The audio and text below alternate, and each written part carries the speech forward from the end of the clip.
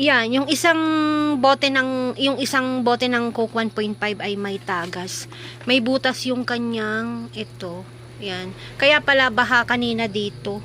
Yan, basang-basa. Pinunasan lang ni asawa. Yan. Yan, naririnig nyo ba yung tunog? Halos wala na siyang laman, guys. Tingnan nyo.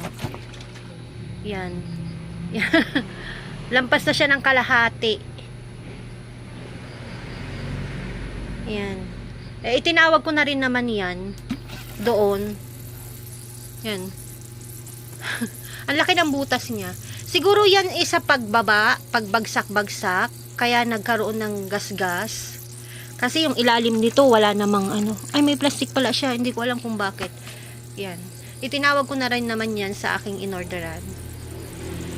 Sayang yan kung hindi ko ibabalik. Wala akong kikitain yan.